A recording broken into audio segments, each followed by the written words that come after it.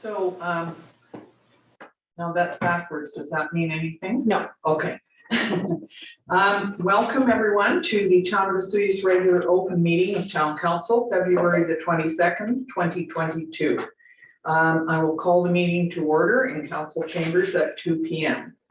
I first of all need an approval of the agenda and no late items. Mrs. Hilson, no, thank you. Thank you, Councillor Rhodes, Councillor King, all in favor. Thank you. And the adoption of some minutes. There are regular open minutes from February the 8th and special open minutes from February the 15th. Could I have a motion to adopt those? Thank you, Councillor Bennett, Councillor Rhodes, all in favor. Thank you. We will move on to water matters. And okay, so this is water districts 8 and 9. That one? No, it's not. It's investing in water. Page 17. Am I correct? Correct. Yes. Sorry, I No got worries. water. All right. So this is an ICIP grant application for groundwater treatment plant, and I believe that is Mr. Brownstein. Mr. Brownstein, you need to be able to come up, please. And I can screen you from here if you like, your worship. And I can talk from here if you like, or you want to go to the podium. I'm not sure whether that you would not be visible. Yeah, normally with me. Just, I like it. Thank you. I think we need you there. So you probably have some questions. So this is round 3 of our application process to Canadian Infrastructure Program for our groundwater treatment facility. So this is an updated grant application showing the full cost of the water treatment plant. Then about, I believe, about a 30% cost increase due to the current supply chain issues. We still have not heard back from the other 2 applications whether or not we're successful or not. However, due to the cost increases, we felt it necessary to put in another application to make sure that should we be successful, the cost reflect actual needs to move forward. So again, this is just the need for council to pass a resolution to apply for the grant program, as well as there is a little bit of a water conservation plan update included in the staff report, just to illustrate to the province that we are providing some means of water conservation in the community. There will be further requirements to have a bigger discussion in regards to water conservation over the next year, as we need to update our entire plan to reflect current water model and current predictions, current growth strategies, probably reflecting our capital infrastructure master plan, etc. Okay, and if we were to get the application or the grant okayed, it would be cost us some money too. So Yes. That's what you're asking as part of this. Yes, there's a confirmation. It is within the current five-year financial plan, our contribution, our aspect of our funding requirements. So, And that is quite a large contribution of $3 million. Is what it's going to be. Oh, good. Yes. Did you have any questions? Yeah, I do. Thank you, Madam Sure. If the grant wasn't successful, where would we go with it? so that would be another discussion we could have with council. At some point, I'm sure IHA is going to tell us that we need to move forward with some sort of treatment facility at some point. They haven't gone down that path of making sure that we're moving forward with it. They are providing us a letter of support to move forward with it. We are out of compliance. We do not meet the current Canadian drinking water guidelines for magnesium, or not magnesium, manganese, sorry. That hasn't become a condition of permit yet. It may become a condition of permit at some point, and at that point, the town will have no choice but to fund this.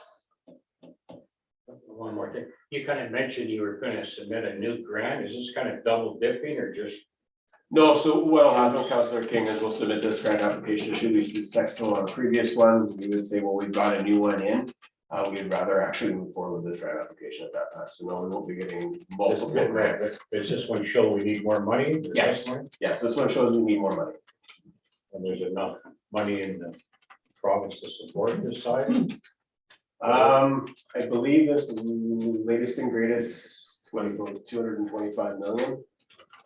Well, we will be going up against some other Yeah, projects, for sure. there's a lot out there, so. No, I thank you very much for submitting the grant. That's great. Have to. Councillor Rhodes. Just got a couple of questions about what, so if water treatment, is it a full-on water treatment or, you know, sort of- So this plant would include manganese removal, UV treatment and chlorination. So we would basically pump, well 3, well 1, well 8, well 4, 5 to this location, treat it, and then pump it back into the distribution system. So as part of this, treatment plant, there's actually some water main upgrades that go alongside this, in order to provide transmission mains from the particular well back to the treatment plant, and then the treatment plant will show. Go ahead. So in brackets behind manganese removal project, phase 1. So, What are the next phases all So the about? next phase is actually to the location of 8 and potentially 7 or another well in that vicinity of the community. We would need a second treatment plant in order to provide necessary.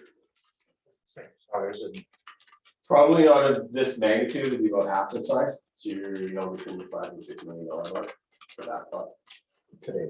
today. I'm sure it'll be Next year, it'd be 8 million. 10 years down, when we go to build it, it's gonna be tall. Thank you. Okay. Anybody willing to move the recommendation? Go ahead, Councillor Rhodes. Thank you, Member Cardell. I'll move the recommended motion. And that includes all 3 phases, Yes. the grant, committing our share, and the water conservation plan. Okay. Thank you. Is there someone willing to second that? Councillor Bennett. Anything else on this? All in favor? Oh, No, did I'll you have a go question? ahead. I just have a question of you leading the council of material I read in regards to this.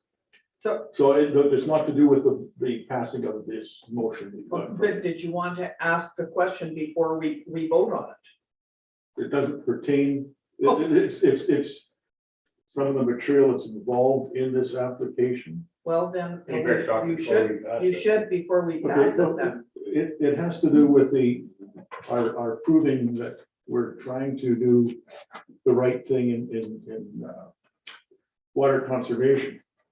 And on page 24, it says meter implementation plan. And I was quite astounded when I read this couple of paragraphs in that I don't know what's happening in the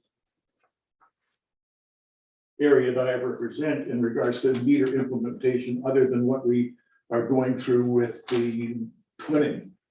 Okay, and I'm reading that the town only has put in 223 metered accounts since 2008, and that single family homes that are being built are exempt. And if that's true, I'm wondering, should we not, as a group interested in conserving water, not change that so that new homes, whether they be inside the town or outside in our other water districts, not have to have meters? It's page 24 of 167. I thought we did have a plan in place that new builds were required to put in. Yep, that's correct, Your Worship. A water So this is a mistake in this? That's required installation of water meters on all new construction, except single family homes. Yeah, that's Sorry, I missed that. That's a mistake. That is a mistake. So thank you for bringing it up Thank you. before. So how could we deal with this? But if it's a mistake, I assume that this will be corrected before this application gets forwarded. That would make Because sense. it looks like we aren't doing a lot, and if we've corrected that, I'm happy. Okay, thank you. Is that what we should do then?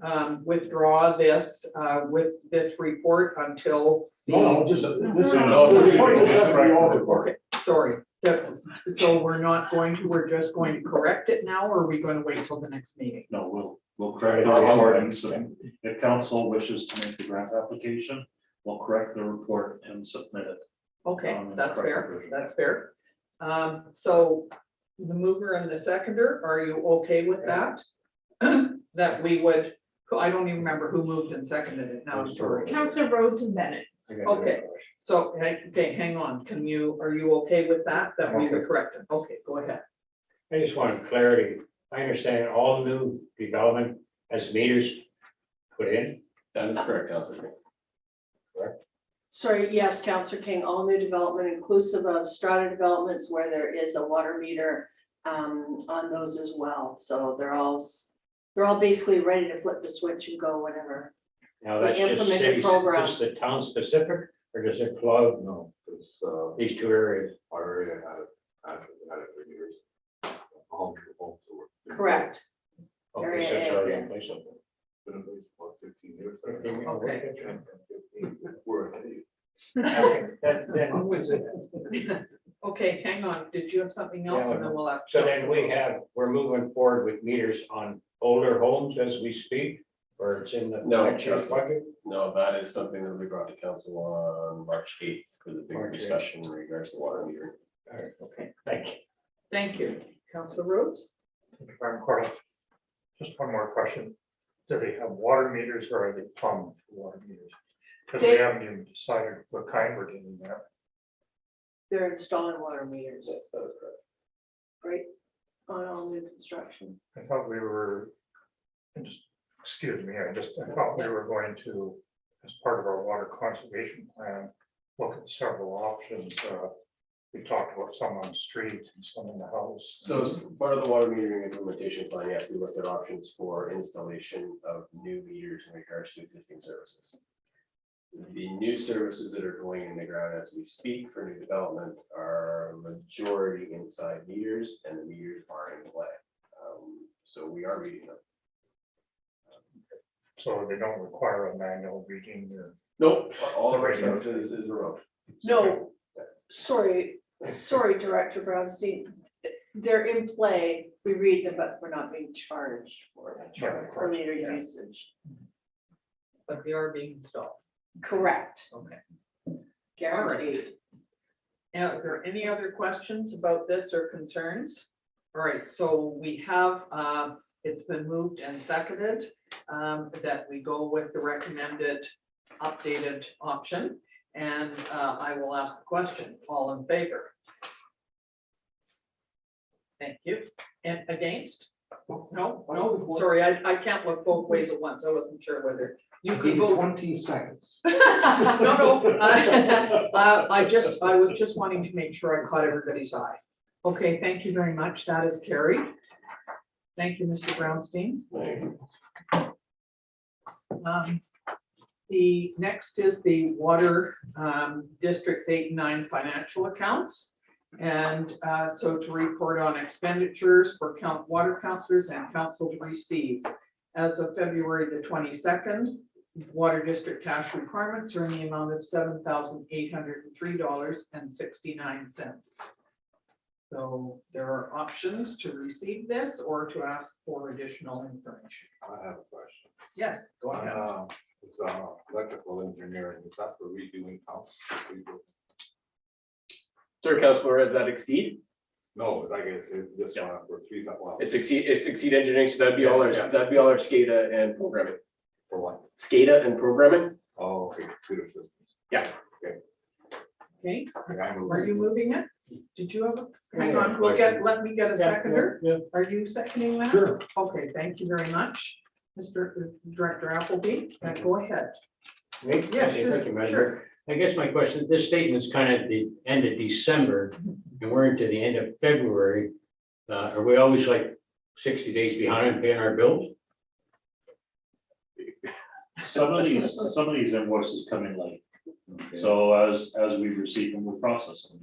So technically, we're not getting penalty for being late or anything? No, so ultimately, we ensure that if there are 2021 invoices, an example, it's expended in the 2021 budget. Well, this is a 21. Well, it's a 21 invoice, yes, so we are showing that we're paying it in 2022. But all these invoices would have been represented in our 2021 budget. Okay. Thank you. Okay, have we got that covered or, yes, we've all voted on it, we're done. Correct, Mrs. Hilson? Thank you very much. Okay. Now, next up is a letter from the village of Chase, and I know that it's under correspondence, and I know that Councillor Rhodes had asked to bring this forward. Would you like to?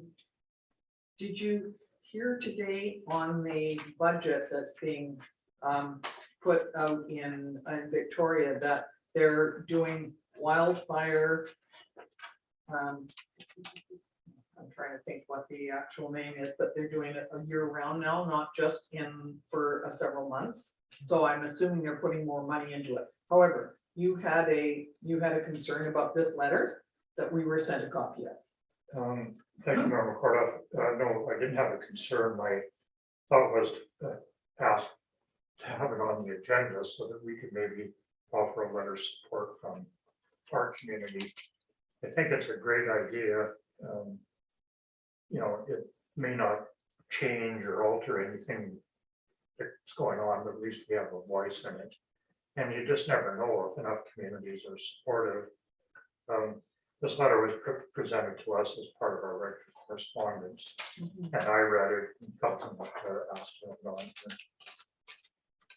So, I would put a motion on the floor that we follow through with this process and present a letter that's unique to our community. Okay, this one was providing better protection from wildfires, landslides, and floods. So Yeah. that would cover a fairly large area in Okanagan. And it's been seconded by Councillor Bennett. So that was suggesting that that staff write a letter based on the premise on here, and that it would be signed and we could send it off to. I think it goes to Todd Stone, I think the minister, doesn't it? Well, he just happens to be the minister for that area. I'm wondering if you, We'll send it to Ottawa, like the other one. and we could we have a look at that and see where it should be sent? Because I'm wondering if we send it to our MLA versus, This particular letter was addressed to UBCN member of local government, so so all to UBCN. Ottawa, Ontario, okay. the House of Commons. The So, letter, this letter, MP, yeah, MP. Oh, I'm agreeable too. I'm wondering if we then make sure that we include our MP in this as well. Yeah. Okay, could you look after that? Thank you very much. That's okay with everybody? Do you need a vote on that? Yes, I do. Okay, so it's been moved and seconded that we send a letter, all in favor. Thank you so much. Okay, next is the Okanagan Basin Water Board highlights. I think I kind of mentioned this the last time, some of the things that were in here, but the board report is included in today's agenda. So I think I've already explained this, so I won't go into details on it. It's, the Okanagan Basin Water Board continues to do great work to look at all of the issues in the Okanagan. Now, do we need it received? So could the report of February the 3rd be received, please? Thank you, Councillor King, Councillor Rhodes, all in favor. Thank you. Can I have one question? Sure. Was there a timeline when the mapping was going to be finished? Well, the mapping was done, the flood map in 2020, but they decided that they're doing some different Some mapping overlay. now, and it's sort of an ongoing thing. And so I think the Northwest Hydraulics in there is doing some mapping to kind of tie in with the Okanagan Lake. And they continue to do that on the Similkameen, on the down into the States, because the International Joint Commission is involved with it too. Yeah, sure. Pure from Acadian, do you get updated maps sort of on a monthly or yearly basis? Or- That's a very good question, Councillor King. I think it The is. maps are there and we can access them. Okay. However, they're not integrated with our GIS system through the RDOS. So I do use the maps when I look at development proposals. However, ultimately, we rely on the reports prepared from a qualified environmental professional for each individual property, because it's that it's specific to that property. So we do have access to the maps. And so would you if you wanted to. That's Yes. not useful, really, it's just going. No, that's not, I mean, they're useful. They're useful as a record and ongoing and for information purposes. And we do provide information to developers and property owners as needed. So they are useful, definitely, but we actually go a little bit further by requiring site-specific information as well. So, you know, they're one layer of information and they're very useful and helpful, and we're grateful that they're doing this work, certainly.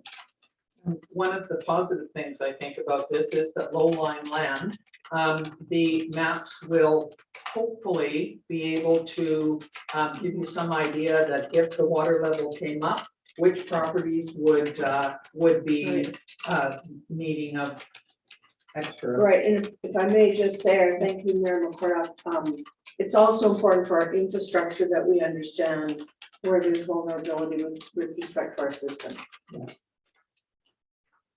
So the water science forum, which would have probably dealt with a bunch of these things, is now being held in the fall because they can't get everybody here. Okay, so did we have somebody move that we receive this? Yeah, Councillor King, Councillor Rhodes, all in favor. Thank you. All right, next is staff reports, fleet assessment replacement strategy. Mr. Brownstein.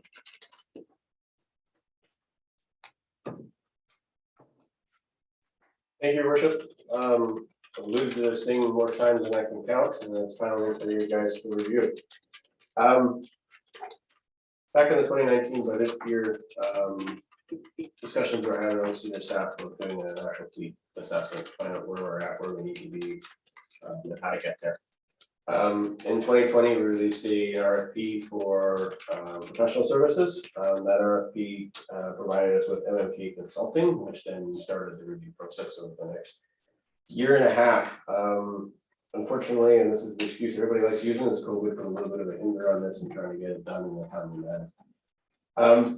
The report is now before council. It's a little bit of an eye opener. I'm hoping you guys read through it, and if you have any questions, now is the time to ask.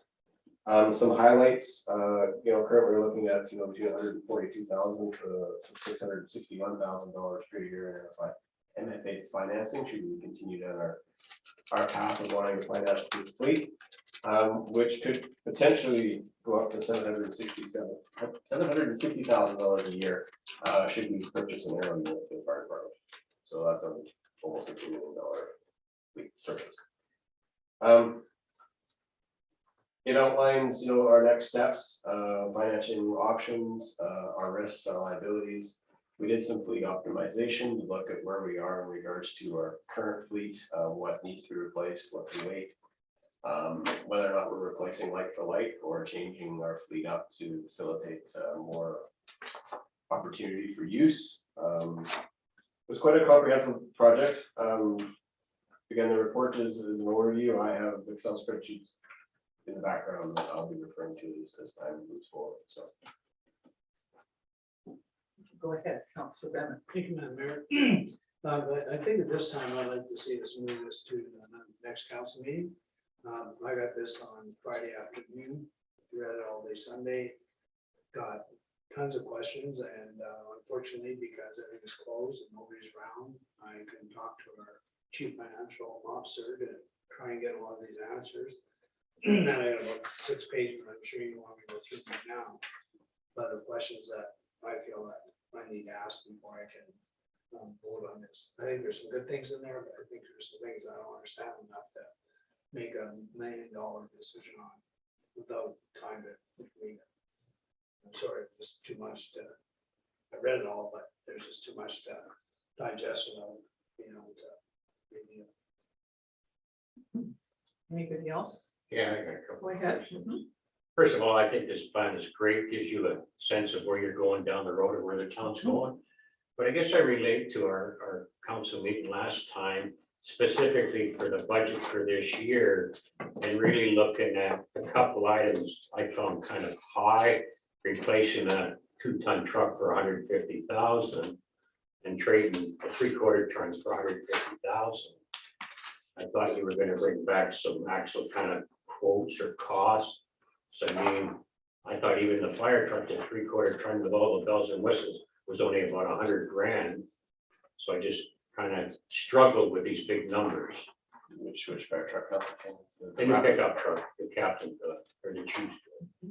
Yeah, that was $100,000 for a stock pickup. Right, and you're asking for 150, to me, it sounds like the same type of truck. Now, maybe it isn't, I don't see any difference. I s- Would you like Mr. Yeah, sure, Zackle? sure. Okay, I'll just start and then, sure. Jared will finish. The 1997 Dodge 3/4 ton pickup is the piece of equipment that is being proposed to be done away with. I The understand. new piece of equipment isn't going to be a 3/4 ton pickup. And Jared, do you want to speak to the new piece of equipment? Because that's what it's priced for. Yeah, so I mean, I guess this comes down to the nitty gritty and what council wants to be involved with in regards to discussion of the fleet. We went through this process of an assessment. We looked to optimize our fleet. To optimize our fleet, yes, it's gonna require some extra expenditures in the beginning, so in the long run, I don't have to make more expenditures. Yes, a 3/4 ton does not cost $150,000 to replace. However, the 550 that's being replaced with and all the accessories it's coming with, yes, is $150,000. So now I'm replacing one piece of equipment with the opportunity to do 4 things for $150,000. And I guess that's the part I don't see, I can't read your mind to see Yep. that. To me, it just looks like replacing a truck. Yep. Now, if you had this separate, I'm replacing a 3/4 truck with this truck with all the bells and whistles, and that's what it costs, now it makes total sense. But I don't see that on paper. And then, and the other one, where you're only spending 46,000 for a 1/2 ton truck, and I guess that's just replacing a 1/2 ton truck? Yep. That makes more sense, but I guess you're not quite comparing apples to apples, is what I'm saying, because I don't know what you're spending the money on.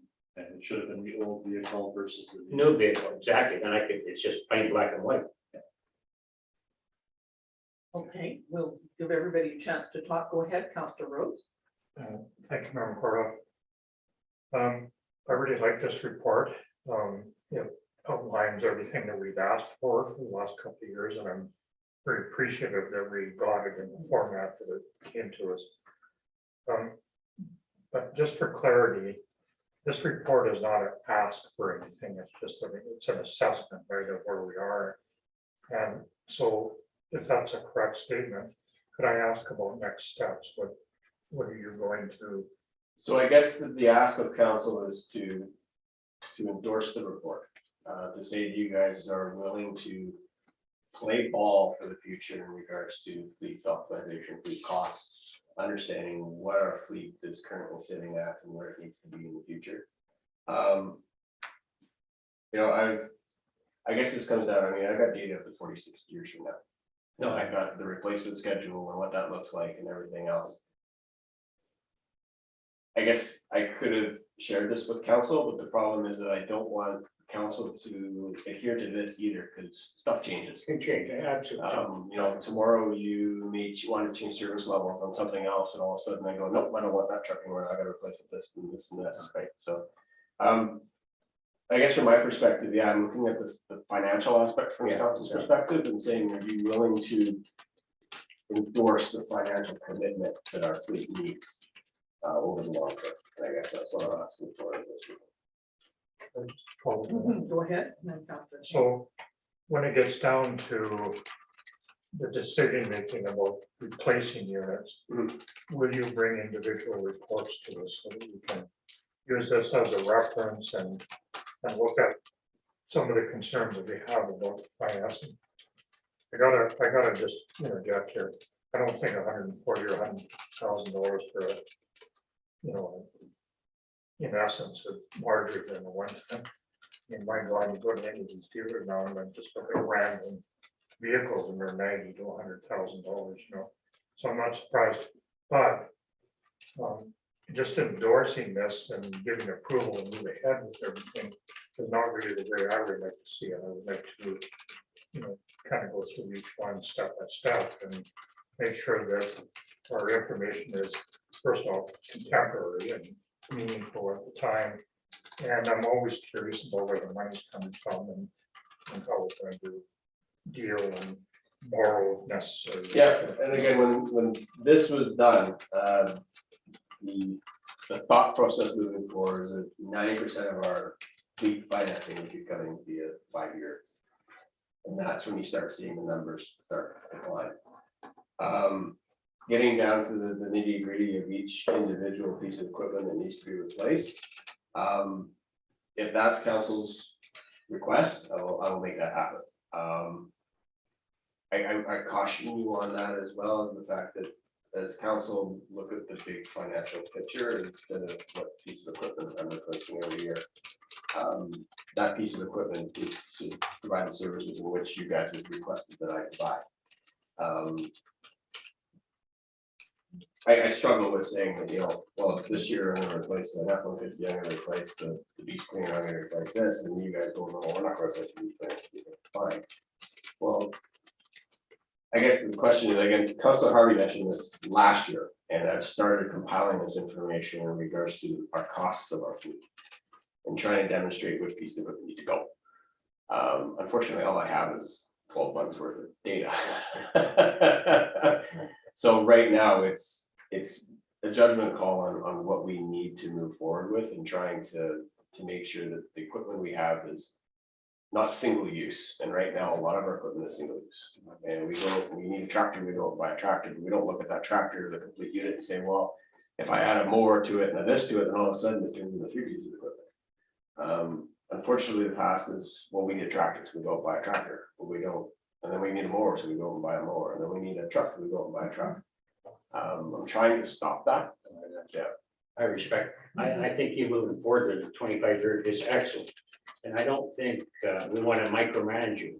It's just that we pulled this particular item for this year, for these items just in 2022 out of the budget to have more discussion. Okay. And now you're asking us to pass it, and I'm looking at the same numbers, but you're kind of telling me that they're different types of trucks. And that's where I still run into a problem without micromanaging.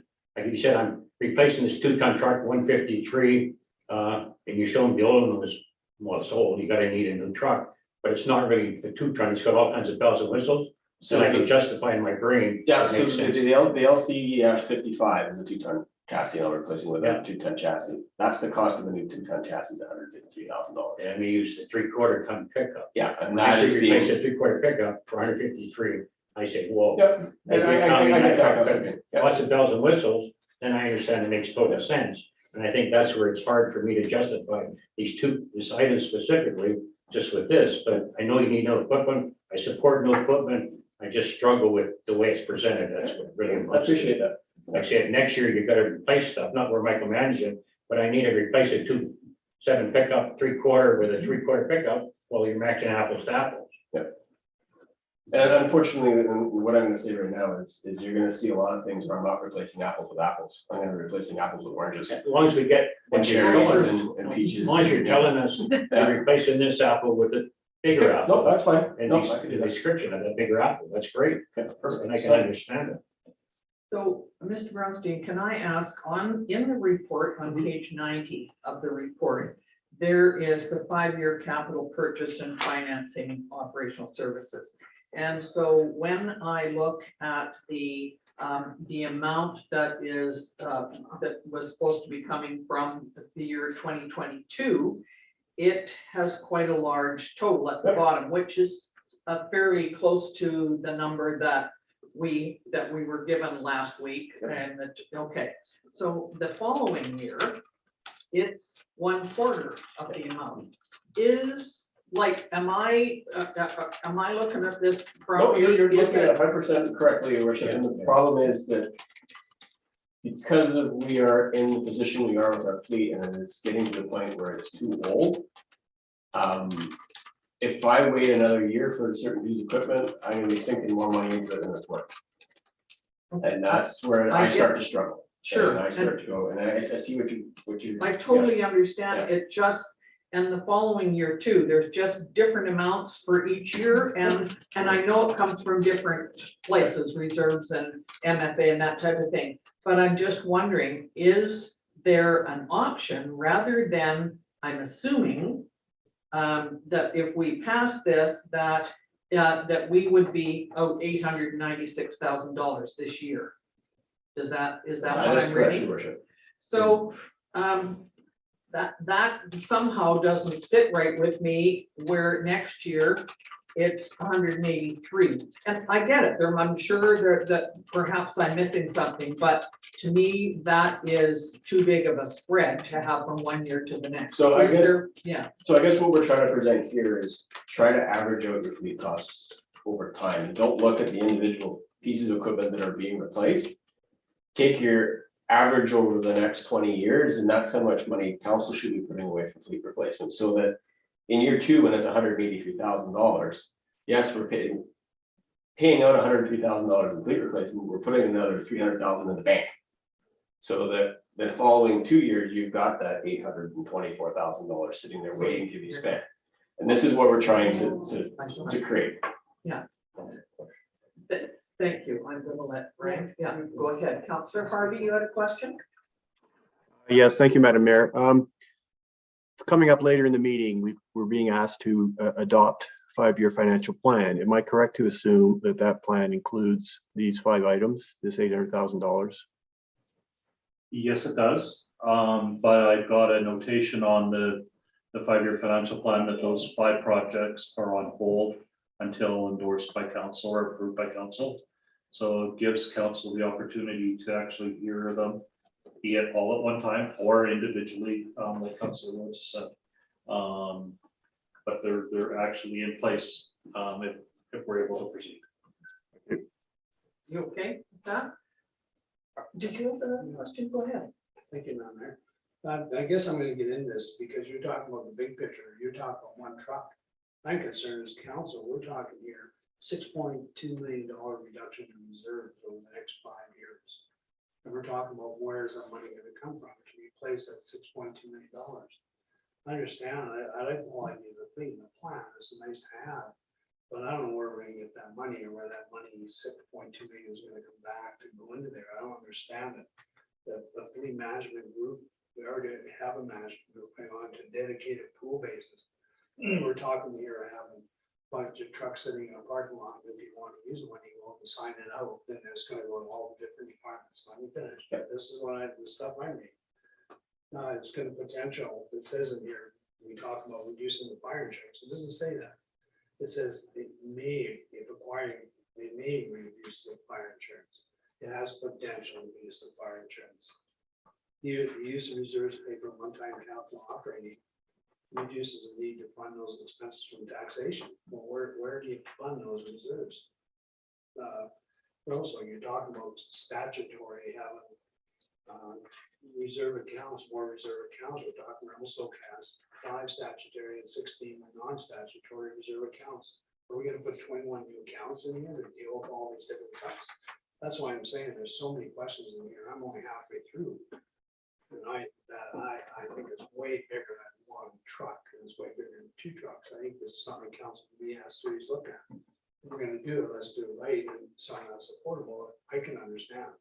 Because right now I could never open this and say we're gonna go in there. Yeah, if I had this in my checking account and said, oh, I'm just gonna take $60 million out of it, And 10 years from now, if I want to build a new firehouse, too bad, because we just spent $6.2 million on maybe some trucks we don't need, maybe we don't need another truck. But when we're saying committing to this, you're telling me we're committing to this assessment. And I only had 3 days to look at it, and it's been on since January. So that's what I understand. There's a bunch more, but I'm not gonna go into it because I'm just too upset. I mean, I certainly understand your concerns, and when I read through them and with my yellow pencil too, I'm exactly the same as you. So what I'm wondering is, if we were to do this recommendation, does that mean that we would still have to come back, as Councillor Harvey asked, to, in order to actually spend that money that was allotted for this year? Yes. Yes. It was noted in the budget, and even in the budget package, you'll see those items are actually highlighted within the budget. I basically put those on hold until council actually endorses those individual purchases. So really what we're endorsing here is the fleet assessment and replacement strategy. How we get to that, or how we work through that process and understand the financing part of that, is our next steps. Okay, so does it make And sense it's to a very go important- through and do this part of it right now and then deal with the individual trucks and so on that we have on hold at the moment? How we proceed with it, yes, is a very important step that we have to all sit down and divulge and think of. And do. And I agree with Councilor Bennett, this is big picture stuff. This is next 45 years stuff. One truck was me. It is nothing, yeah. We've got a huge fleet and it needs to be unfortunately replaced over time. Oh, I support it. I think you've done great. We're Yeah, way ahead no, of things. Compared to the old days, like just picking stuff out of the tree. Yeah. I support you totally. Yeah. As long as we're just passing the motion to accept the report, and then as we move further on the agenda, we'll discuss this particular truck item in the budget. We pulled up last week, correct? Well, we did not pull it out. We basically tabled the decision of those items. Yeah. So those items are basically no different than the Desert Park Water and Sewer Yeah, Project. yeah. They're on hold until council says it's okay to proceed. Right, well, okay, then we still have more discussion later today. Correct. And you'll find out how we're gonna pay this bill. It was in the budget. Correct. So I agree.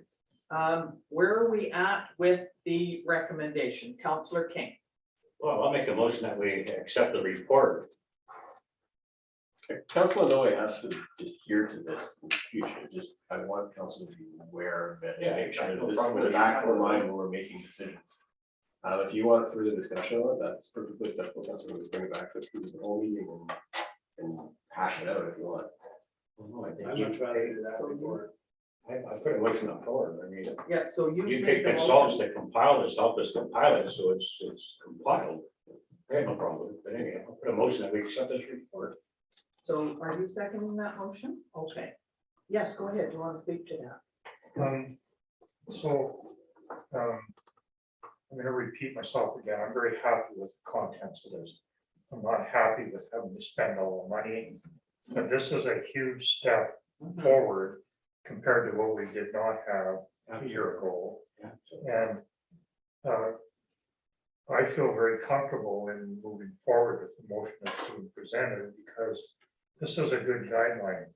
But we still have to deal with every individual item in there, whether we do individually or 10 at a time. And that's when our opportunity will come up to debate and use our knowledge to move forward with everything. The report itself is great and a huge improvement over picking apples off the tree, like the analogy was made earlier, or peaches or whatever, bananas. Thank you. So anyway, that's my comment. So we still have time to answer some of your, not right now, I don't think, but certainly we know that because you have too many, you said we couldn't be able to do it all right That's now. fine. Yeah, okay. Voting is the- No problem. So it's been moved and seconded that we accept the fleet assessment and replacement strategy and that the 5-year financial plan continue to refer to the replacement recommendations in the report. And that we strive to use the municipal finance authority we minimize the use of that for future fleet purposes. So it's been moved and seconded. I'll ask the question, all in favor? Thank you. Against? Thank you. Okay, thank you. That was carried. Thank you. Thank you, Mr. Brownstein. Yes, go ahead. So I'd like to maybe request staff, there appears to be some concern about our reserves and how we're going to move forward with this. When we deal with this stuff, it would be very helpful and beneficial if we knew what the status of those reserves were. And they can just be bulk items and, you know, if they're going up or down and that kind of thing, Yeah. because reserves are always a big concern and how we move forward, if this is going to impact one way or another, so that knowledge would be very valuable. Yeah, updated in the budget package is the reserve balances based on the 5-year capital plan. Most of those numbers from the fleet assessment were already in there. I believe that there may be some tweaking of the annual amounts, but as well, what we had done trying to move forward, and it didn't get reflected in the report at the time, was the budget actually shows all of the fleet replacements from 2021 or to 2023 and 2024 no longer needing to be financed through NFA for the town ones. The fire department ones were still being funded through MFA because they were being jointly funded between the Rural Fire Protection District, the Osoyoos Indian Band, and the town.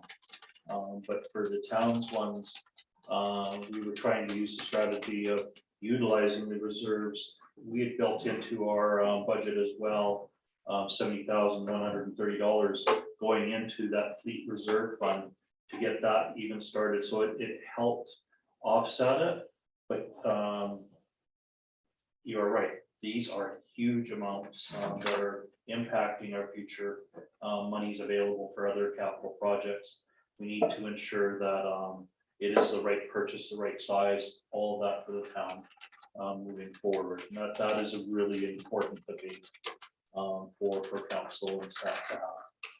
And I think that the question that had been brought up about should we be using our reserves at sometimes large amounts at a time, does that make sense in the long run? And I think that that's maybe what some of us are having a little bit of difficulty trying to figure out whether that is a good idea, or we need maybe a little bit more explanation about why we should use the reserves and when we should use the reserves. It is a real big fine balancing act, Yeah. because you've got user fees, you've got grants, and you've got taxation.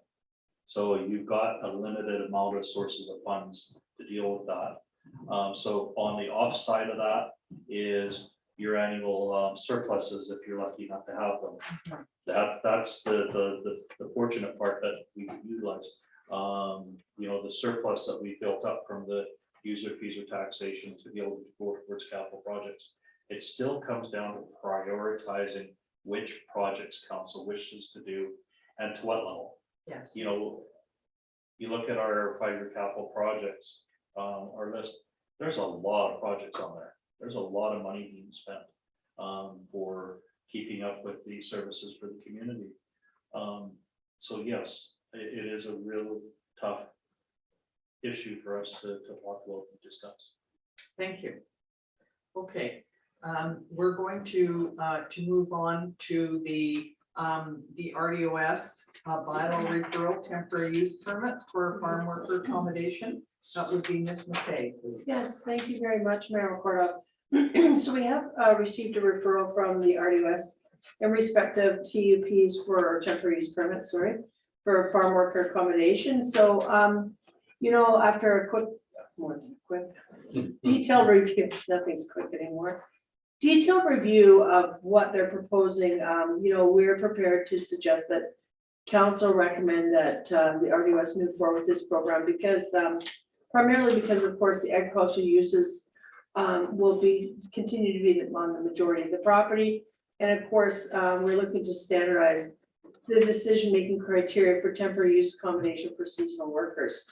So of course, this would apply, RDOS is considering this policy update to standardize temporary use permits or TUPs for farm workers in electorals A, C, D, E, F, H, and I, as a result of the increased number of referrals for accessory dwellings that are received at the regional district.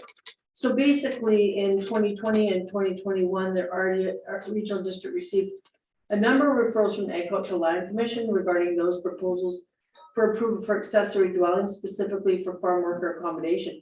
And these actually exceeded the current zoning regulations. In other words, they exceeded the gross maximum allowable floor area. And that's something that's standardized in the ALC now.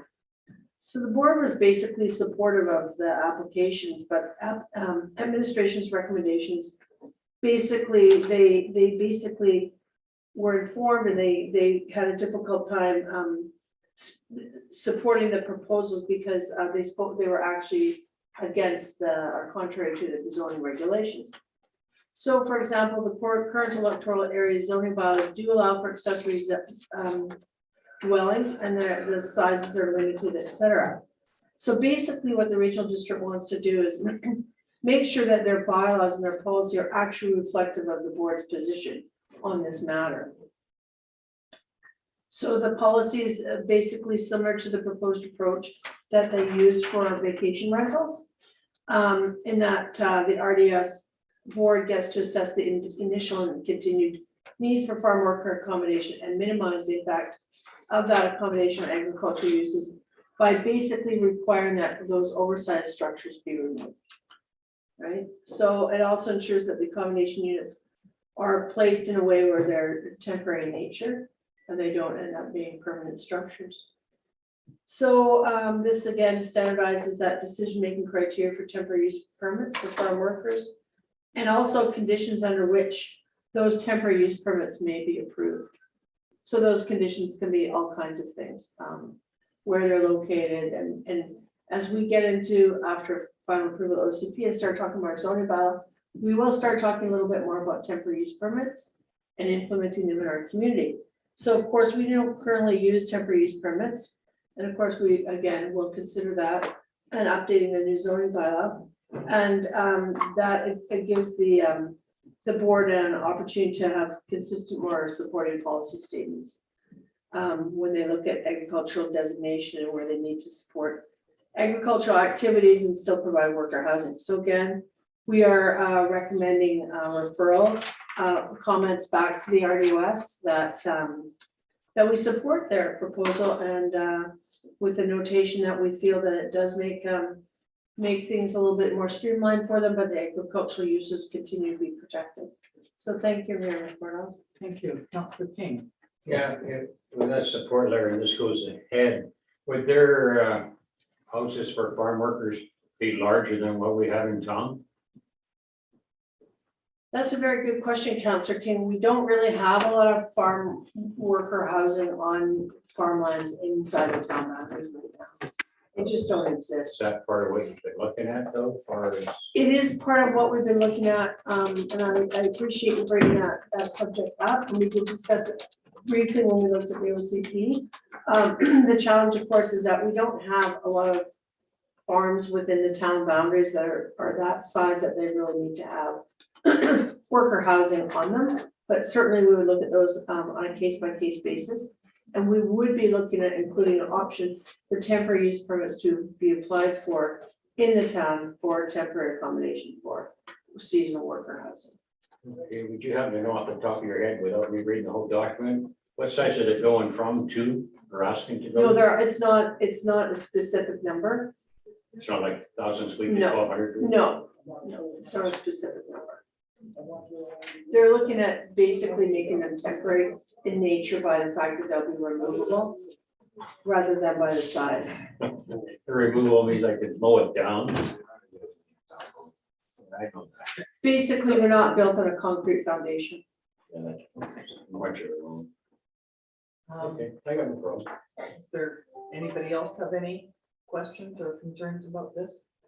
No, all right, if there's someone who would like to make a motion, you will move the recommendation. Yeah. Is there a seconder for that? Thank you, Councillor Bennett. If there's nothing else, I will ask the question, all in favor? Thank you, that's carried. Thank you, Ms. McKay. Thank you. What's the next one is the regional district, another regional district one, Correct. okay? Thank you So again. that would be, okay, go ahead. Sorry, thank you again, Mayor McCora. So council will recall that we did previously review a report and another referral from the RDUS Planning Department with respect to their zoning bylaw consolidation update. So basically, they're working on a project to create a single zoning bylaw for the whole South Oakland electoral area. So that's A, C, D, E, F, and I again. And our recommendation is on this one that council for the town of Suits recommend to the board approval of the consolidation electoral area zoning bylaw, again with the notation that RDUS staff and town staff continue to work together to ensure that incompatible uses are prevented from locating adjacent to each other across our jurisdictional boundaries, which is of course one of the motivations we have for having these referrals sent to us and then me coming subsequently to council. So again, as part of the preparation of Okanagan Valley zoning bylaw 2800, a number of zones and other regulatory updates and reviews were completed between 2016 and 2021. So this has been going on for 5 years. I congratulate the planning staff at the RDUS on the hard work they put into this. Again, basically this particular update is related either to the deletion of references in the bylaw specifically. And again, in response to the referral request, we basically have 4 options, which are on page 2 of my report, either approval recommended, interest unaffected, etc. So we are of course recommending approval. Thank you. Good, thank you very much. Anybody like to move that? Thank you. Councillor Rhodes, Councillor Kane is seconding that. Yes, go ahead. Does the RDOS actually talk to you more now if they have a development close to our boundaries? Yeah, you said that on. That's a good question, Councillor King. I'm in constant contact with the planners at the regional district. We talk about things like the regional growth strategy constantly, and it's a question that actually Mayor McCorduff had for me earlier today when reflective, pardon me, an item that was on the RDOS board meeting last week with respect to the boundary expansion at the east side there. So no, we're in regular contact. So you let them know also if we're building something next to them? Absolutely. Okay, thank you.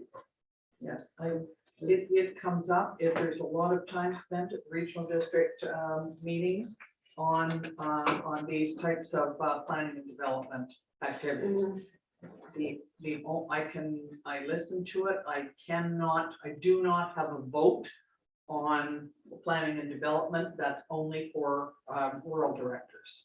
But still, it's really important to try and understand what the issues are. And you did notice that the electoral areas A, C, D, E, F, H, and I are mentioned because B, G, and H is in there. And they're over in the Similkameen. So that's why it's just Okanagan in this one.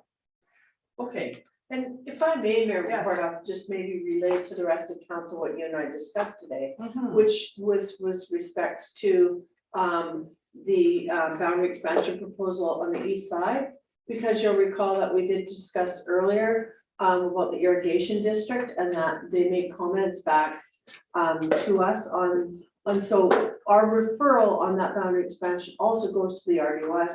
The RDOS planners then submit a report to the board, either recommending approval to the ministry or not approval for that boundary expansion. So, and they recommended approval for that. So Mrs. Hilson, corporate director of corporate services, and I will be working on the next steps on that very shortly. So thank you for that opportunity to bring it up today. Thank you. It did come up at the regional district and I thought, wow, are they jumping the gun on this? And so that's why I contacted Ms. McKay. Thank you so much. Okay, so we are on to, am I correct? Because I'm trying to run this and differently. We're on to No, the, you haven't voted yet. sorry, I didn't catch. I the actual vote, so I apologize. just wanted to confirm. So we've had it moved and Yes, you seconded, have. but no vote. Yes. All right, all in favor? Thank you very much. So we're now on to general net payroll. Yes, you are Good. correct. Okay, thank you very much. So we are, this is a report on general cash requirements, Sunroll cash requirements, and net payroll accounts. And as of February the 22nd, today, general cash requirements are up for $290,661.45. Sunroll cash requirements of $8,433.92, and net payroll accounts of $126,431.06. So is there someone who would like to move that we accept it? We received for information. Yeah. Thank you, Councillor King, Councillor Rhodes, all in favor. Thank you, everyone. Okay. Next is the 5-year financial plan. And Mr. Zappo? Yes, Member Cordoff, I think council, well, I want to allude to page 118. There's a typo in the bylaw under the objectives on the second paragraph. And that's where it says maintain property tax rate for business and other class 6 at the current ratio. It should say 1.9 times. Yes. So if council is unanimous in making that correction, we could proceed forward with the adoption of the financial plan. Councillor Harvey, did you get, I sent you an email with the new version of the bylaw? Yes, thank you. I did get that. Okay, perfect. Thank you very much. And the rest of council has received a copy. So if, First of all, we need to, it would be appreciated if council could pass a motion that you would accept the new version of the bylaw. yes, And then if so, then you could vote on reading the bylaw as adopted. So Thank be you. two separate. So two motions. separate. so the first motion is that we are going to accept the revised version without having 24-hour. Yes, Yes. okay. So it will be, and are you okay with that? Do So you need a vote Yes. on that first? Okay, Has to Move be your unanimous. and you're seconding that. Thank you very much. Councillor Bennett was seconding that. We'll vote on that first. All in favor? Thank you. Now, the second thing is the to adopt the 5-year financial plan. Correct. Okay, is there someone who would like to move that the 5-year financial plan is be adopted? Go ahead, Councillor King. Oh, and are you seconding that, Councillor Harvey? Okay, thank you very much. Any questions about that? All right, all in favor? Thank you very much. And we've got both of those done. And is there a third motion that we need? No, we're Not okay. for that. All right, thank you. And so we will go on to reports of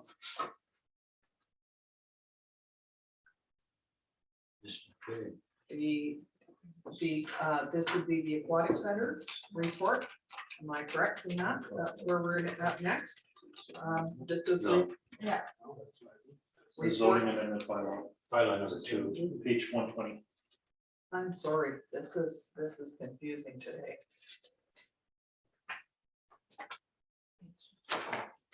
Okay, go ahead. That would be zoning amendment bylaw number 1085. Ms. McKay. Yes, thank you very much, Mayor McCordoff. So again, this is for property located at 6828 89th Street for zoning amendment bylaw number 1085.139 2021. And council will recall there is an active OCP amendment for this proposal as well, but this particular report and the resolutions pertain only to the amendment for the zoning bylaw.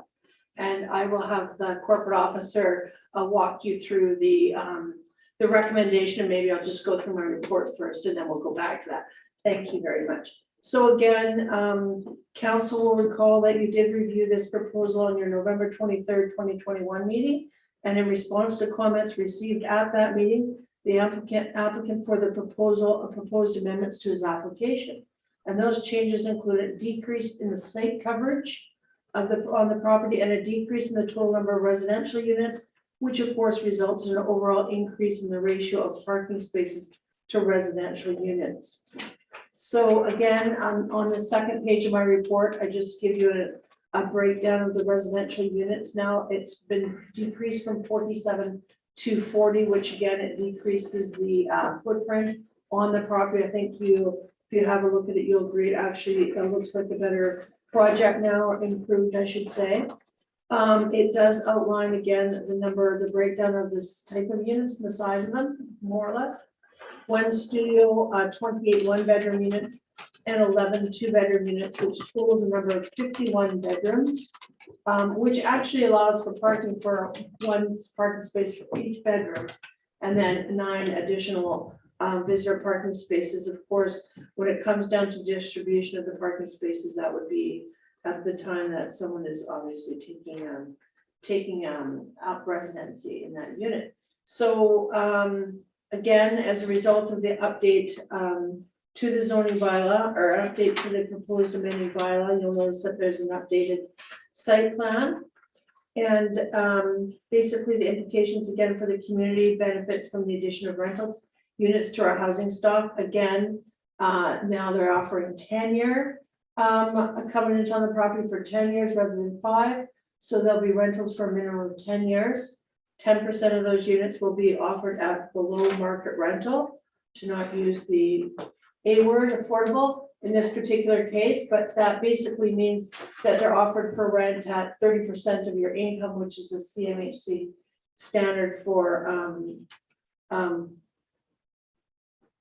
I can't help but use it. I'm sorry, apologies, Councillor Rhodes, for affordable housing. So again, organizationally, the preliminary development proposal package was forwarded to outside agencies for comment, and significant comments received through that referral process will be presented at the public hearing. The notice of development sign has been posted on the property. Notification of the public hearing will be mailed out to registered owners and hand delivered to tenants tomorrow, as our proposed date for the public hearing is March 8th, 2 weeks today. And again, council recalls a form of character development permit is required. That entire draft development permit is entirety will be available at the public hearing, and I'm actually going to post the draft on our webpage as well.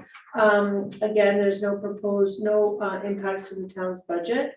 Again, as per the Section 475 Local Government Act, we must provide 1 or more opportunities for appropriate consultation with persons, organizations, and authorities it considers that may be affected by the OCP amendment. And to that end, of course, we're holding a public information sort of open house style format at the Sonora Center tonight. And we'll be following, of course, COVID guidelines and requirements with respect to the presentation of vaccine cards. And just so council is aware, and anybody that happens to be watching today or listening at home, we will have handouts for those people that have chosen not to vaccinate or choose not to share their cards with us, so that with my name and contact information and some minor brief details and photographs that they can then take home and then contact me to make an appointment to come to see me over the next 2 weeks. And then I just want to also let you know that last week I participated in the Finance and Facilities Committee meeting. That is the school district committee meeting. And the Finance and Facilities Committee is making a recommendation to the school board, and that meeting is tomorrow night as well. So those comments will be in your package for the public hearing as well. And that also is a requirement of the Local Government Act. So today, the recommendation to council is, drum roll. Okay, so I'll walk council through this. So it's kind of similar to how we did the OCP back in November. So the first step is council is going to rescind second reading that was given to the zoning amendment bylaw 1085-139-2021 on November 23rd. So that would be council's first motion, if they so choose. Council then would staff is recommending that council would move that the zoning amendment bylaw 1085-139-2021 be read a second time. Prior to that motion being so somebody would move and second it, but prior to it being voted on, there should be a subsidiary motion that zoning amendment bylaw number 1085-139-2021 be amended at second reading by making the recommended changes that are set out in the revised bylaw attached to the regular open meeting minute agenda, of February 22nd, 2022. And so council will then vote on that amendment motion. And then if that is approved, then council will go back and vote on the original motion of the zoning amendment bylaw being read a second time. Thank you. I mean, it's necessary to have this. So can we just do one at a time? Yes, we can. So the first thing, and it's because there's been a change in the number of, the plan and the number of bedrooms and parking spaces, we need to recommend that we rescind second reading of the bylaw, which was done on November 23rd. Councillor Rhodes, Councillor Bennett. Okay, all in favor? Good, thank you. Okay, sorry, just one Next, second. sorry, did we do that wrong? No, trying to Jim, get- Jim messaged something. He's asking for something Jokes, is else. that it? Okay, good. So can you just let me know who moved and seconded that? Making your multitask. And we voted on it, and it is, So who moved? pick two, but I think it was Councillor Rhodes and Councillor Bennett. Thank you. Okay, Sorry. too many of these things today. So we have voted on that one. Next is that we are going to have the zoning amendment bylaw 1085-139-2021 be read a second time. Correct. We have to do that again, because we, Councillor King, are you doing that? Yeah, I'm catching up to a question. Okay, and somebody else, Councillor Bennett, or, so we Councillor will, King, Councillor Bennett got that? okay, and now we don't vote on that yet? No. No, so now what we're going to do is, the zoning amendment bylaw be amended at second reading to make the recommended changes that are set out in the revised bylaw attached of Yes, today's date. yes. Thank you. Good. Ryan, are you set? Right. Thank you, thank you. I'm trying to look at whoever has their hands up. Sure. Councillor King, you're seconding that? Yeah. Okay, Now you're now, you're gonna vote on this motion, so you're gonna On- vote that zoning amendment bylaw number 1085-139-2021 be amended at second reading by making the recommended changes that are set out in the revised bylaw attached to the regular open meeting agenda of February 22nd, 2022, moved by Councillor Harvey, seconded by Councillor King. now we are all gonna vote on that. All in favor? We're not certainly asking to have that redone. Thank you. And now, we need to, Now council is going to vote on the original question that moved by Councillor King, seconded by Councillor Bennett, that zoning amendment bylaw number 1085-139-2021 be read for a second time. That's a question. yeah, go ahead. Ms. McKay, I'm just looking at some of your drawings here, and the one section has flat roofs at 990, I don't know if that's feet or meters, and then you've got some with pointed roofs at over 1,000. So that seems, and they're coming off Nighthawk, so are they kind of equivalent with the houses that are already on Nighthawk? That's a very good question, Councillor King. No, I can't have They're good questions actually- all day. Well, you're, I don't know, you've You're got with several it in a today. row now. They're two separate developments. They're on a roll. The ones behind the condominium development are townhomes that front onto Kingfish, or to Nighthawk, sorry. And they're two-story facing a Nighthawk to give the impression, of course, that they fit with the neighborhood. And then they're 3 stories from behind. But they're all the one development, correct? They are for the brief moment, but they will be subdivided off within a couple of weeks. So it's 2 separate properties. The R7 zone is currently on that entire parcel. And when we subdivide off the portion of the townhomes, they continue to be R7. And the condominium section will be, I believe it's CD, now we're at CD 12.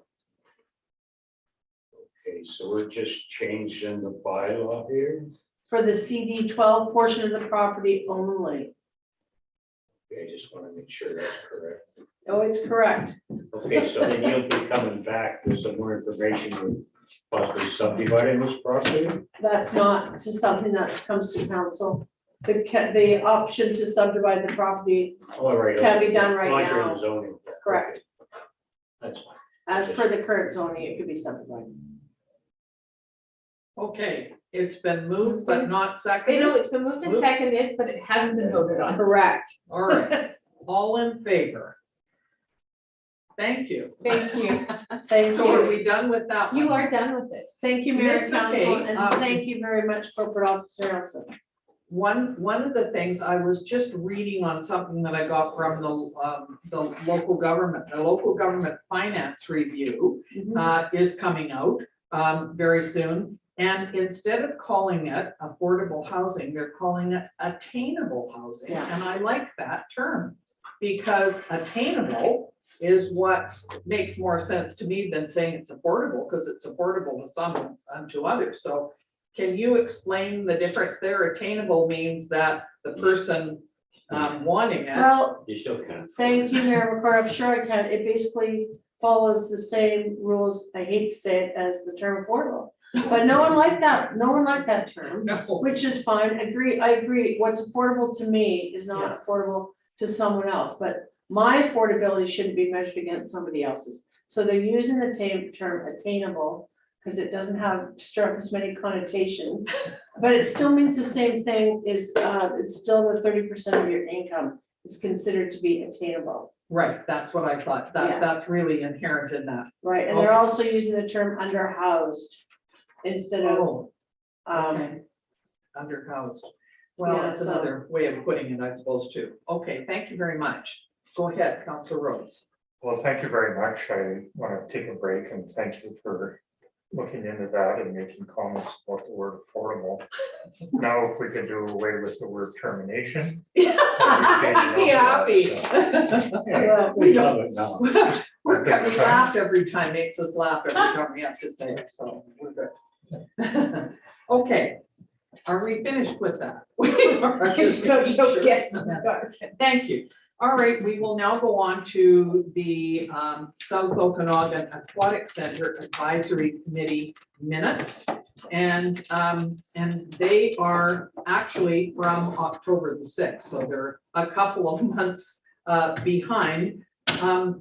Do we know, Mr. Zackel, why we're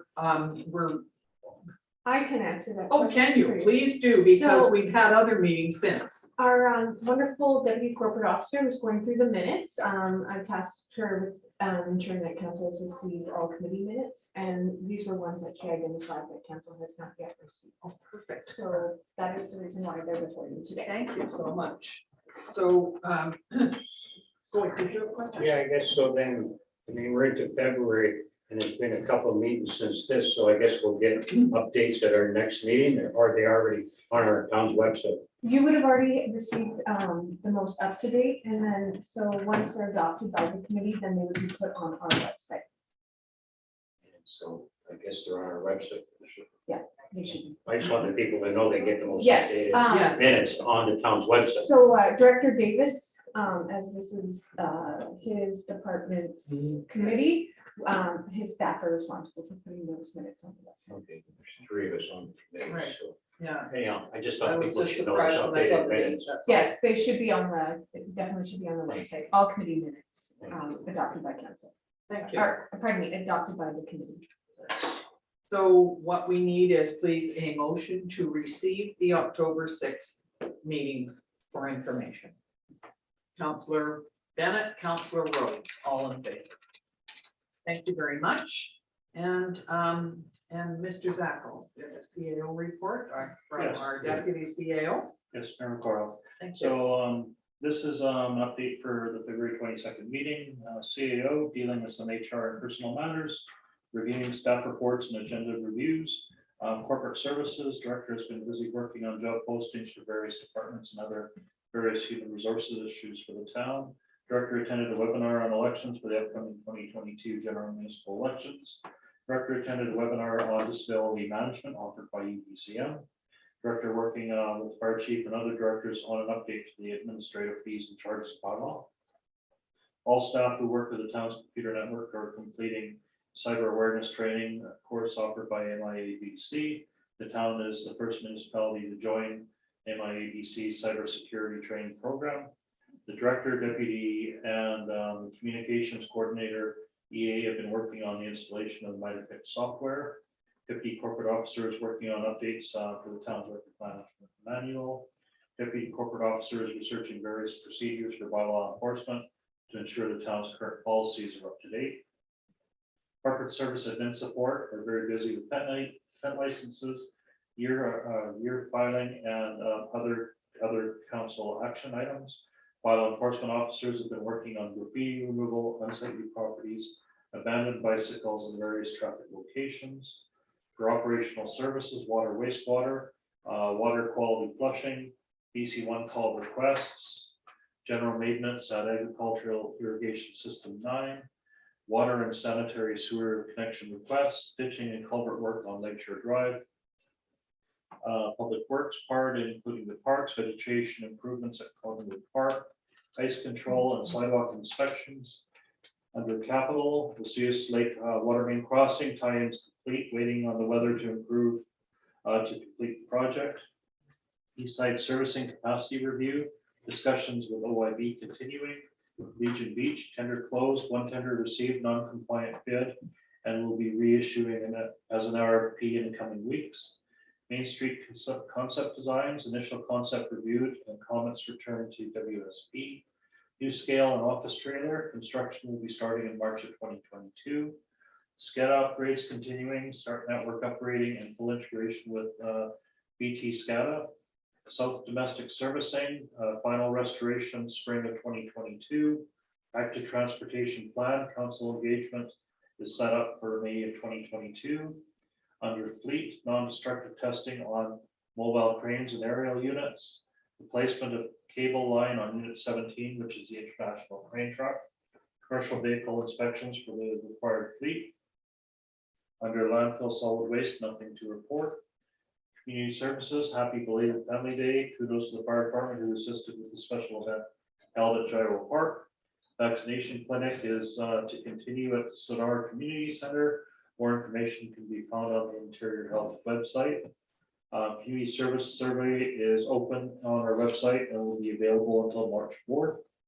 So far, there's been 136 respondents. Spring program activity guide has gone to print. Spring registration is scheduled to start Saturday, March 19th. The Coyotes are KHL regular season champions. They are headed into playoffs with home ice advantage. They started the playoffs this past weekend against Princeton. And the South Okanagan Aquatic feasibility study will be concluded in March. The final presentation will be organized for all participating municipalities. Requests for proposals will be advertised this week for parks washroom renovations. We are happy to welcome Tanya Carrier as our community service assistant. Under planning and development bylaw, unsightly premises trackers have been updated and reviewed. Activity in the parks has slowed down. Most locals in the area now, and snowbirds are starting to arrive. Under the OCP, comments are being received from referral agencies. The summary will be presented to council in November. No, it's gonna be March. It's gonna be one. Staff are working on several large-scale developments. Airport development, airport construction management agreement has been signed, and the first construction project, the runway paving, has been tendered. Under business licenses, two new business license applications have been received at the office and now being processed. Under building permits, building permit applications have slowed, but are still trickling into the office. The villas have picked up their phase 3 permit and anticipating having phase 4 submitted before the end of 2020. Okay. Makes sense, end of 2021. Under planning projects, OCP, council agenda for March 8th, for second as amended. Updated development permit sections, the map, including boundary expansion projects. Under request for proposals, RFPs for planning projects will be posted following budget approvals. Policy updates, updating to the land use procedures bylaw to be finalized, anticipating coming to council in late March. Development applications inquiries, development continues to be working with applicants to finalize their proposals for multifamily and mixed commercial multifamily development proposals. Under economic development, application for food trucks for the summer season are being reviewed and received. Under business licenses, 6 new business license applications received. That's the Local Amigos Road Show, Okanagan Gold, ProWell Techniques and Health, Dave's Mobile Mechanical Repairs, Newport Structures Limited, and OAR and K Exterior Renovations. We had one business license change of ownership, and that's Osoyoos Family Massage and Wellness Clinic. And 12 permanent enclosed businesses in town, which include the Golden Chopsticks, 85th Street Boutique, Spare Room Bed and Breakfast, Alien Enterprises, Osoyoos Desert Model Railroad, Frisno Sale Classic Subs, Interior Savings Credit Union, Paul Hollis Mobile Auto Service, Osoyoos Window Cleaning, Bear Transport, Shamus Beauty Salon, and Clever Confectionery. And then we got under building permits, 4 new building permit applications, Sunrise Restorations for Walnut Beach flood damage, 4410 Oleander for new window and door, 8308 Main Street for Westland Insurance tenant improvement, and 4209 Pebble Beach Drive for new single family dwelling. So under new building permits, it's just a small amount for this up to date, so we're up to $898,500 in new construction. Under fire department, we've got promoted John Jorgens to lieutenant, or from lieutenant to captain, and promoted Chad Quayle and Stephen Harrison to lieutenant. Executive assistant communication coordinator, staff submitted a UBCM Emergency Operations Center grant application for the emergency center operations on equipment upgrades, and applicants will be notified within 90 days if successful. Under finance, cemetery fees and charges bylaw was updated with the CPI effective February 1st, financial plan and budget finalization for 2022 to 2026, welcoming Nellie and Marrera to the position of senior accounting clerk, and year-end preparations for the upcoming audit taking place. And that's the report. Thank you very much, Mr. Zackel. Could we have a motion to receive the CAO report? Thank you, Councillor King, Councillor Rhodes. Thank you, all in favor. Thank you. Okay, we will now go to council reports. Councillor Bennett. Thank you, Madam Mayor. Just 3 quick reports. Destination Osoyoos on February 9th.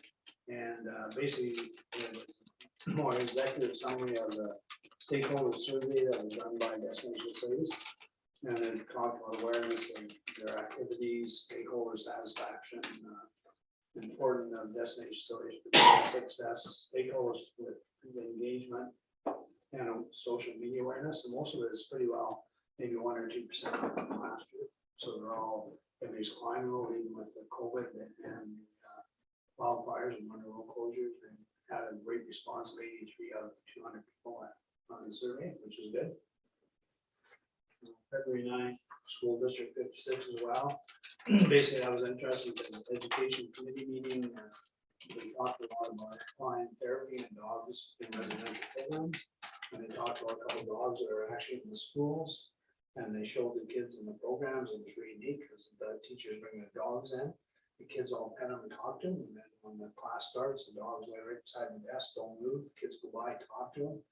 Dogs lay there. And as soon as recess comes, they say recess, dog jumps up and mingles with the kids. And then we've also brought kids down from all of them stuff down here to the horse equine place. And the same thing, they feel that the teaching and the kids learn themselves about teaching. They go and start talking to horses. And it's just amazing stuff that kids respond in school and respond in that kind of thing. So it's really great program. Then the other one was the mayor roundtable, and that sounds like it's kind of getting to the end of this time. We're probably happy there's 53 invited and 50 participated. It was a small group, which is a good sign. Better. It's up over 9%. They have 2 doses now, and believe it or not, 27 anniversary of the first case.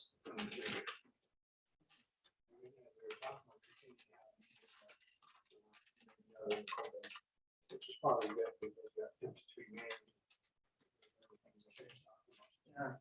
That's my report. Thank you very much, and thank you for attending that. The regional district happens to be on the same day every 2 weeks, and so it's very nice to have the acting mayor of the month attend those. Thank you. Councillor Rhodes. Nope, sorry, Councillor Harvey. You're next. Thank you, Madam Mayor. So I attended the opening 2022 meeting of the ORL.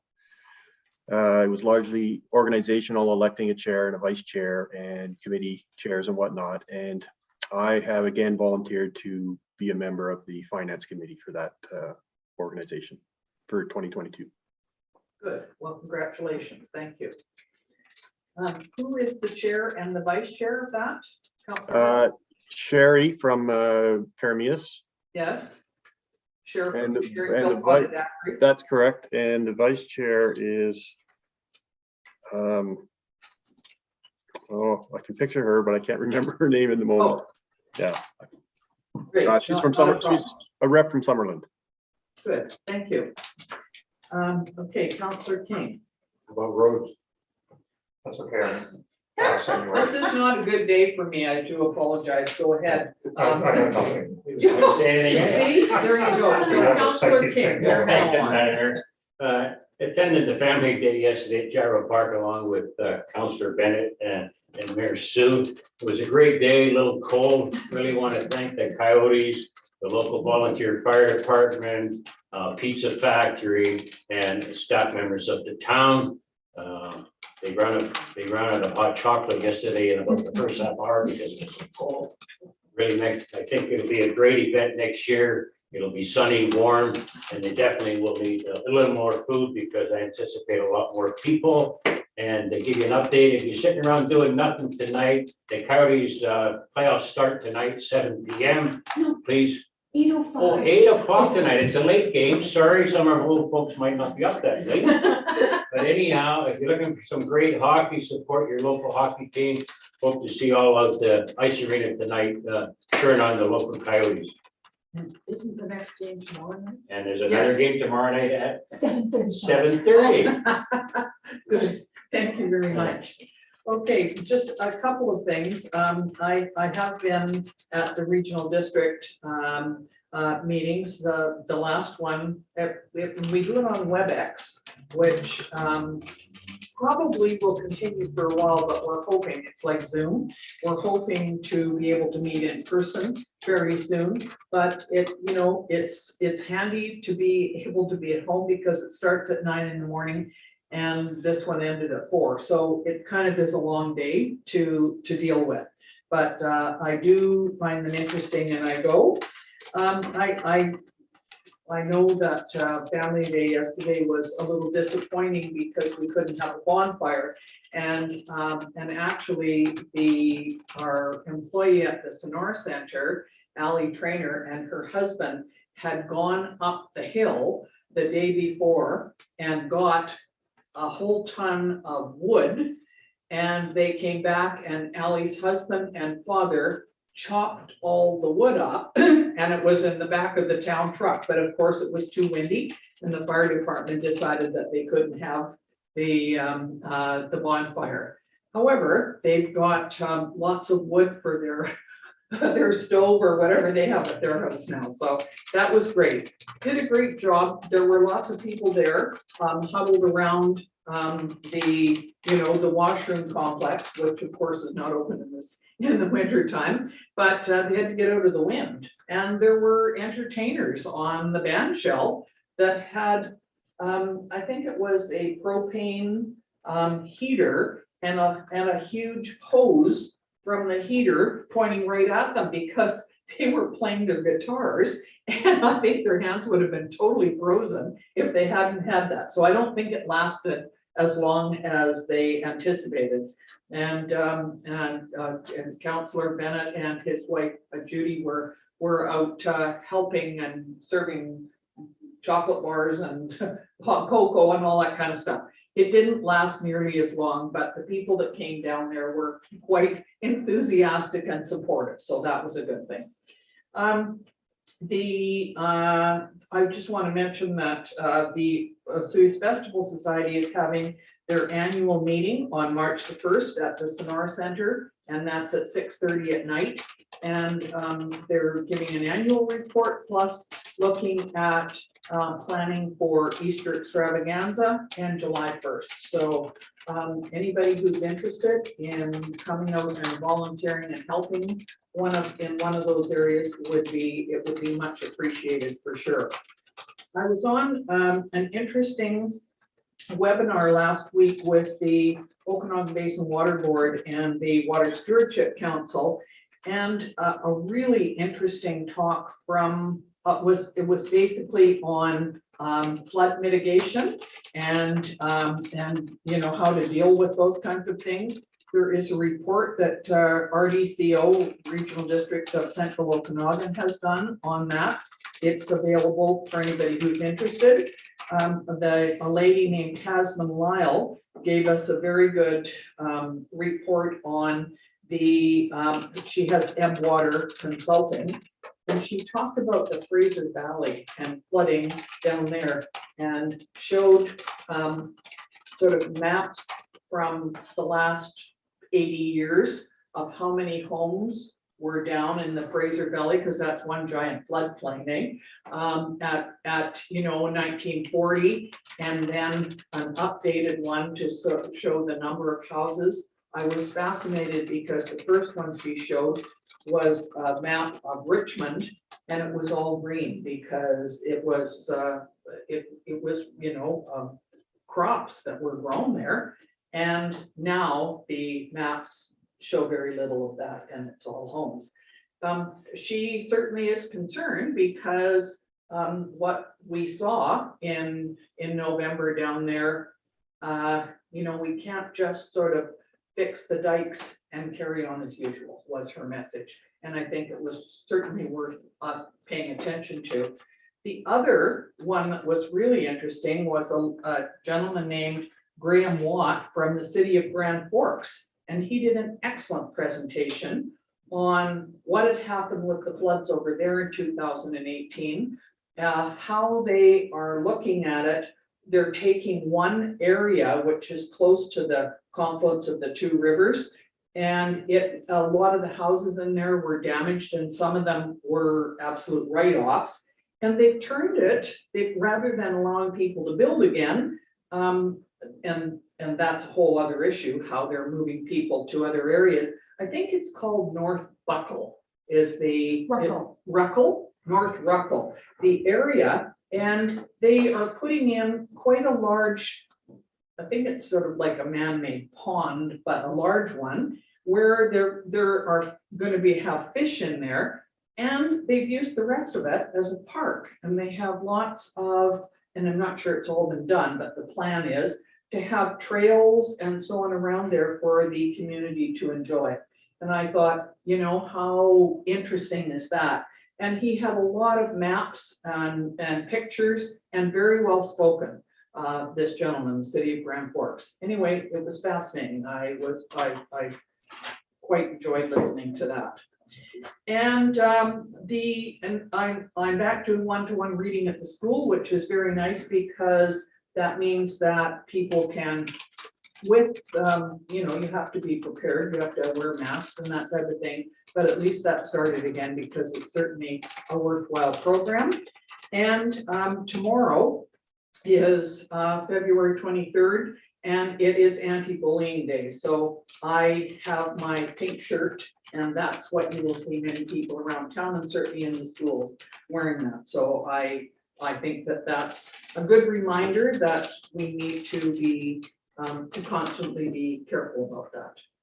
So that's all I have, I think, today. And I will now look at pursuant to section 91K of the Community Charter, council meeting be closed to the public as the subject matter relates to negotiations and related discussions respecting the proposed provision of a municipal service that are at their preliminary stages, and that in the view of council could reasonably be expected to harm the interests of the municipality if they were held in public, and section 91C, labor relations or other employee relations. So I need a mover and a seconder, please, to move into the closed meeting. Thank you, Councillor King, Councillor Rhodes.